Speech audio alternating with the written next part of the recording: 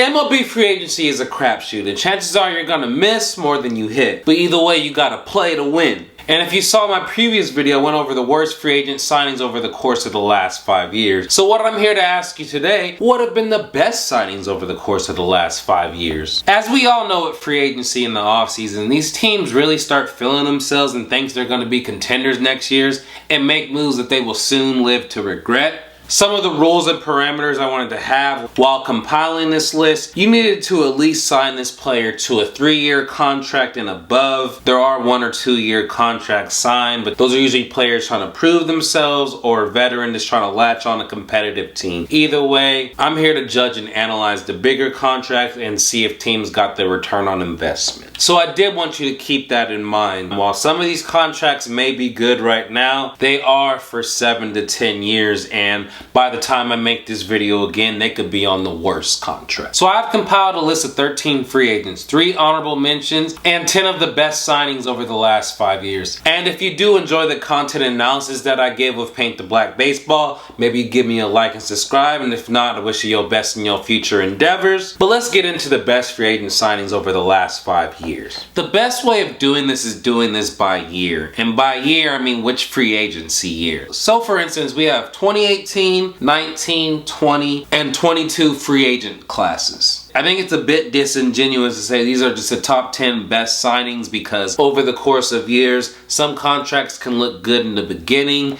and then in the end it doesn't. So I'm going to go by free agency class over the last 5 years, and I have compiled 13 players. So the first free agency class I'm going to be talking about is the 2022 free agency class. And these 3 people were the honorable mentions that I talked about. And the reason why they are honorable mentions is there's only been 1 year of this contract so far. So to judge these deals as good free agency signings based off 1 year is very short-sighted, but I'm going to put them as an honorable mention because they're on the right pace so far, and that's all you can do and judge. And with that said, let's get into it. So in the 2022 class, we have Brandon Nimmo, who signed an 8-year, $162 million contract on December 8th, 2022 with the New York Mets. That means he's signed through the 2030 season, age 37. Brandon Nimmo had an average salary of $20 million, and in his first year of this contract, let's take a look at his numbers. He had a 4.3 WAR. His defense has taken a step back. I do think over the course of this contract, he may have to either shift to left field or right field, but either way,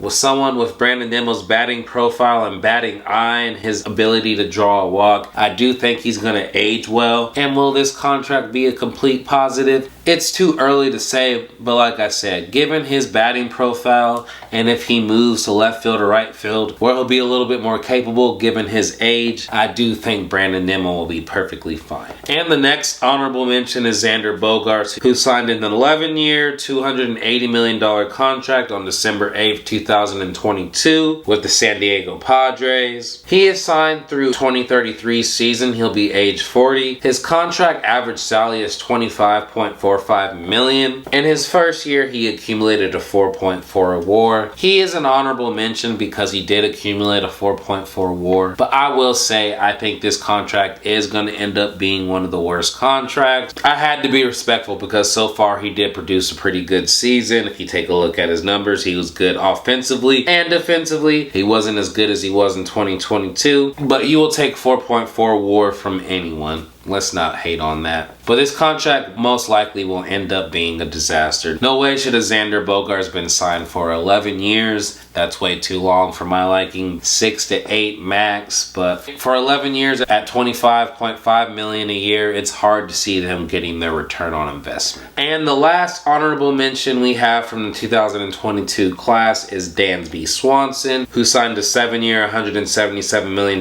contract with the Chicago Cubs on December 17th, 2022. He is signed through the 2029 season, which is age 35. He has an average salary of $25.285 million.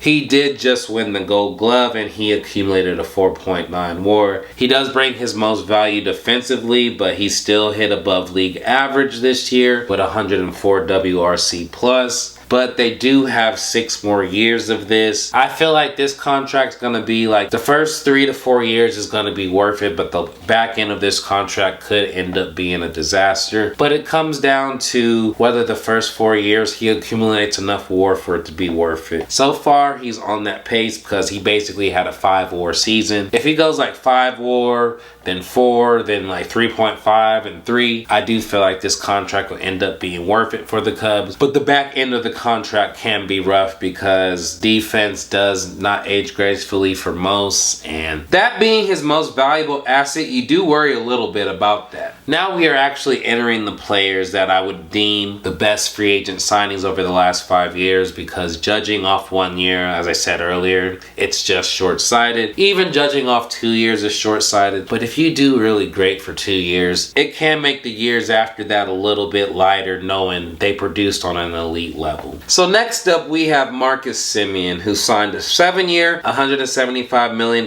contract with the Texas Rangers on November 28th, 2021. He is signed through the 2028 season at age 37. His average salary is $25 million. If we take a look at his stats over the course of the 2 years he's been signed, he's accumulated a 4.0 and a 6.3 WAR, which is an average of 5.15, which is meeting expectations. And as we all know, the Rangers just won the World Series with him being a part of it. So the Rangers are definitely happy with this signing. And in fact, in 2022, he didn't have his best hitting year and he bounced back. Marcus Semien is someone that should age well, and with 5 years left, there could be some years that aren't bad, but the Rangers are winning and they won a World Series, so even if it does go bad, they're not going to regret this move. And speaking of the Rangers, the next person on this list is another person the Rangers signed, who was also the World Series MVP in Corey Seager, who signed a 10-year, $325 million contract with the Texas Rangers on November 29th,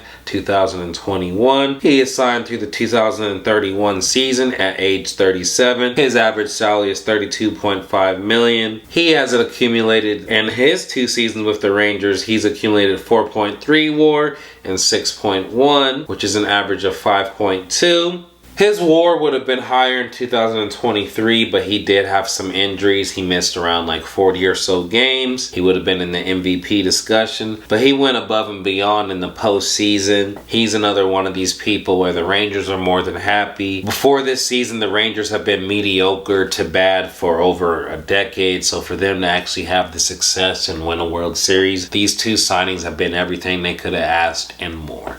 And like I said with these contracts, the back end of them usually end up bad, but when you're performing this well in the beginning of them, teams are going to be like, we still have some success with this deal. Now next up in the 2021 class, we have Kevin Gausman, who signed a 5-year, $110 million contract with the Toronto Blue Jays on November 28th, 2021. He is signed through 2026, his age 35 season. His average salary is $22 million. If we take a look at his 2 years so far, he had a 5.7 WAR, followed by 5.3, which is an average of 5.5. To have this from a pitcher is just elite. Kevin Gausman has been everything they've wanted and more. He has a K rate over 10 in both seasons. He has an ERA with 3.35 and 3.16. If you take a look at his FIP, he's been even better. If Kevin Gausman gives them one more season like this, even if the last 2 years of this deal don't go as they want, the Blue Jays have already gotten a major W, because Kevin Gausman has been an ace and one of the best pitchers in baseball.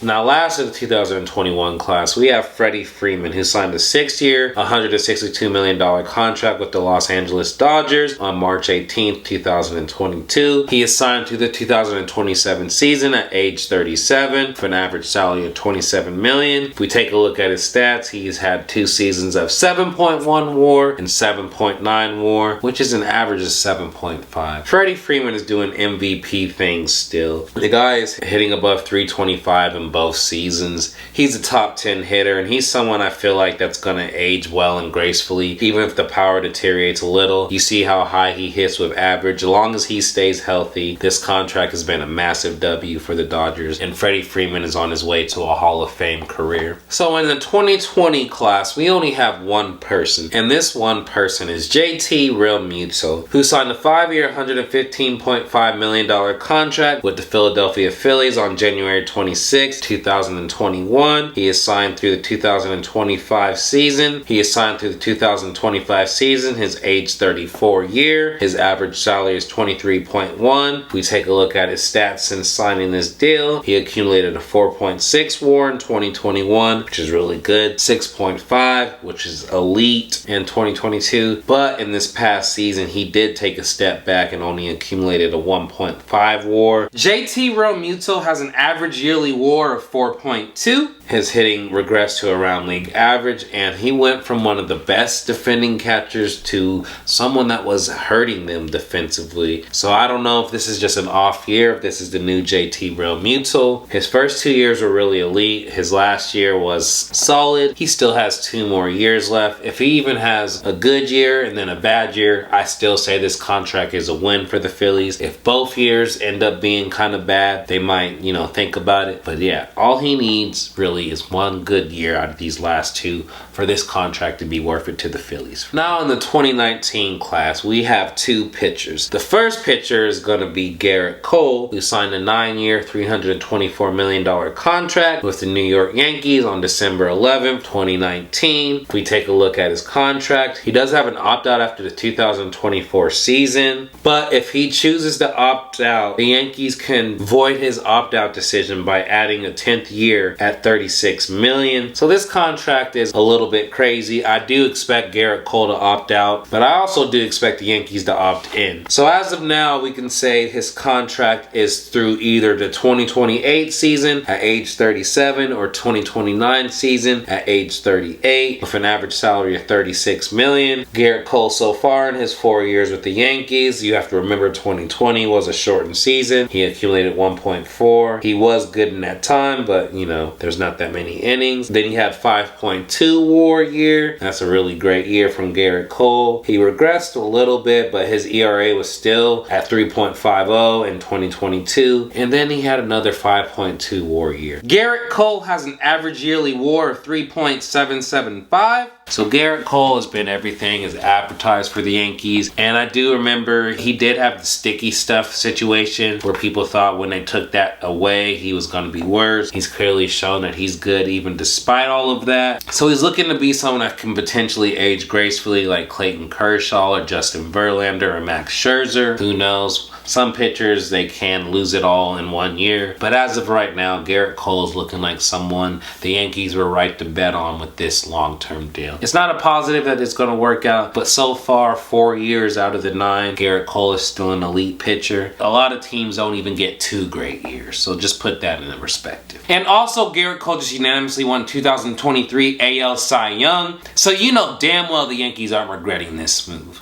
Now the other deal, and this deal only has 1 year left, and even if Zach Wheeler isn't good on this last year, they have won this deal. And that is the Philadelphia Phillies. They signed Zach Wheeler to a 5-year, $118 million contract on December 4th, 2019. 2024 is his last year, and it's at an average salary of $23.6. If you take a look at the years he's been a Philly, the first year was a shortened year, but he was still good with a 1.9 WAR. Then he had his best season ever with a 7.2 WAR. He finished second in Cy Young to Corbin Burns. You could have debated if he won it. Either way, he was everything the Phillies wanted and more. Then in 2022, he accumulated a 4.2 WAR, but also pitched well as the Phillies went to the World Series and lost to the Astros. And then in this past season, he had another productive year. Zach Wheeler has a yearly WAR average of 4.8. Zach Wheeler is projected to be elite again for the Phillies. They've already gotten their money's worth out of this contract, and they have another year to get more. This has definitely been one of the best free agent deals of the last 5 years. So now we are in the last year of the 2018 free agency class, and we have 3 players to talk about. First one being Bryce Harper, who signed a 13-year, $330 million contract with the Philadelphia Phillies on February 2018, 2019. He is signed through the 2031 season at age 38. He has an average salary of $25.384 million. If we take a look at his stats since being a Philly, he had a 4 WAR. Then in a shortened year, he had around 2. 2022, he had a 6.6, really great year. Then in the last 2 years, he's had some injury issues. He's now shifted to first base, but those stats don't even count what Bryce Harper's done in the postseason. He's been a postseason legend. He's been everything the Phillies have wanted and more. He's an imposing hitter. Every time Bryce Harper's in that lineup, it puts fear in the opposing pitchers because this guy's one of the best hitters in baseball. Bryce Harper has averaged 3.64 yearly WAR with the Phillies, but with the injuries and then the shortened season, it's kind of messed it up. But I think with him transitioning to first base, and later in career he probably will DH. He was someone worthy of signing to a 13-year deal. Even if he doesn't age well in the last few years, Bryce Harper has been a generational type player, and those are the people you sign to these type of contracts. So the Phillies are reaping the benefits of that. So next up we have Manny Machado. This one's a little bit weird because he originally signed a 10-year, $300 million contract with the San Diego Padres on February 21st, 2019, but then also this past year on February 26th, he signed a new 11-year, $350 million contract with the San Diego Padres, and the contract includes a $45 million signing bonus and a full no-trade clause. So it's like taking a look at this contract, technically he would have been signed through his age 35 season with the previous deal, but now he's signed through 2033, his age 40 season. Now let me be on record. Now if it was their original deal, I do think that deal would have been great for both parties. Luckily this deal isn't about extension, so I don't have to comment on it. So far, Manny Machado and his time with being the Padres, which started in 2019, his first year had a little bit of up and downs. He accumulated a 2.2 WAR, that's not Manny Machado like. Then he had 2.6 in the shortened season, which is really good. 4.3 year, above average. His best year as a Padre was last year in 2022 when he accumulated a 7.5 WAR. Then in this past season, he had another up and down year. There were some times where he was hitting below league average, and then there was also times when he went on a hot streak. Manny Machado has a yearly WAR average of 415. I do think Manny Machado is one of those people that can figure it out. He's currently on a Hall of Fame projection. While I do think the Padres kind of wish they would have just kept him on his original 10-year deal, I also think he can potentially age well to age 40. It's just not the best investment after seeing what he did in 2023. But I do think Manny Machado bounces back. This deal would have been a blessing for the Padres had they stick to the original one.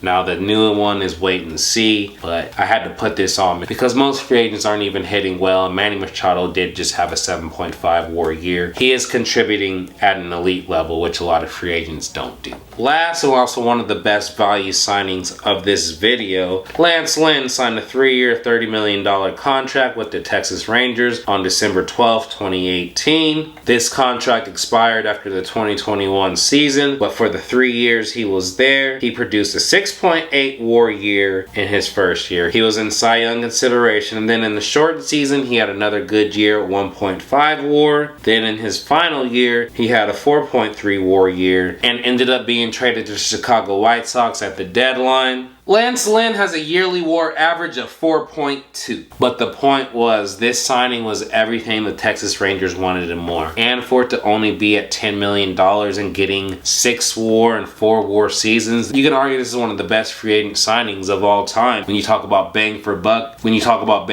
because that's just crazy to get that much value at $10 million. A lot of people are getting pitchers that are just inning eaters at $10 million. The Rangers were getting ace level production. So yes, these are the 13 players over the course of the last 5 years that have been the best signings in free agency. As I said in the beginning of this video, free agency is a crapshoot. You sign someone, you hope you're getting the player that they were. A lot of times you're getting a player that's a shell of their former self. So when you get actual great value, you have to value and appreciate that. Even if some of the last few years are going to turn bad, getting that great value in the beginning of the contract can make all of the difference. Just like these players I talked about in this video. Now y'all let me know in the comment section, what player are you surprised that made this list? What player that made this list do you think is going to end up being on the worst free agency list? I already talked about how I feel Xander Bogaerts may eventually be on there. Do you agree with me? Y'all let me know in the comment section. Also, if you have any other video ideas that you would love me to do, you can leave that in the comment section as well. As you know, with Paint the Black Baseball, I'm going to give you consistent baseball analysis. That's why you make sure to subscribe, turn the notification bell for all my videos so you can like and participate in the comment section. I hope you have a great day.